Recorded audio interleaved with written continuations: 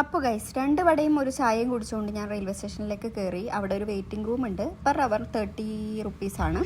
AC waiting റൂമാണ്. അപ്പോൾ അവിടെ പോയി ഒന്ന് ഫ്രഷ് ആവാമെന്ന് വിചാരിച്ചു. ഒന്ന് വാഷ്റൂമിലൊക്കെ പോയി വന്നു. ഞാൻ എപ്പോഴും ട്രാവൽ ചെയ്യുമ്പോൾ യൂസ് ചെയ്യുന്ന ഒരു സംഭവമാണിത്. ജസ്റ്റ് കാണിച്ചു എന്നേ ഉള്ളൂ. ഡിസ്പോസിബിൾ ആയിട്ടുള്ള ടോയ്ലറ്റ് സീറ്റ്. അതിന് ശേഷം സമയം ഏകദേശം ട്രെയിനിൻ്റെ സമയമായപ്പം ഞാൻ ഒരു പ്ലാറ്റ്ഫോമിലേക്ക് നടന്നു. വണ്ടി അവിടെ വന്ന് നിർത്തിയിട്ടുണ്ട്. ഞാനിപ്പോൾ വോയിസ് ഓവർ കൊടുക്കും. ഞാൻ ഇവിടെ ദുബായിൽ തിരിച്ചെത്തിയിട്ടുണ്ട് കേട്ടോ. അതാണ് ഈ കുഞ്ഞുമണീൻ്റെ ഒച്ച കേൾക്കുന്നത്. അപ്പോൾ ട്രെയിനിലൊക്കെ കയറി സീറ്റൊക്കെ പിടിച്ചിട്ടുണ്ട്.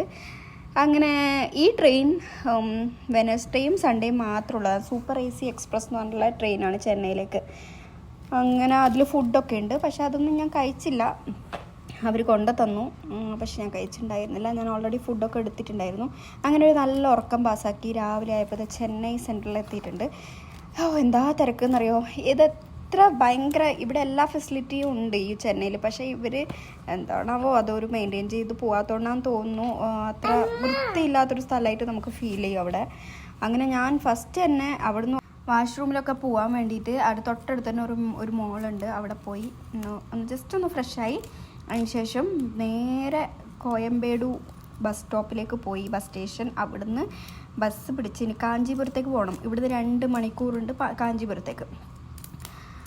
നന്നായിട്ട് ടയർഡായിട്ടുണ്ടായി. കാരണം ഭക്ഷണം രാവിലെ ഒന്നും കഴിച്ചിട്ടുണ്ടായിട്ടില്ല. ഞാൻ എൻ്റെ കയ്യിലൊരു വാട്ടർ ബോട്ടിൽ ഉണ്ടായിരുന്നു. പിന്നെ ഞാൻ അവിടുന്ന് ഒരു ചായയും വാങ്ങിക്കുടിച്ചു. അത്രേ ഉണ്ടായിരുന്നുള്ളൂ. വേറെ ഒന്നും കഴിച്ചിട്ടുണ്ടായില്ല. ഞാൻ ഇൻ ബിറ്റ്വീൻ ടൈം കിട്ടുവാണെങ്കിൽ കഴിക്കാമെന്നൊക്കെ വെച്ചായിരുന്നു.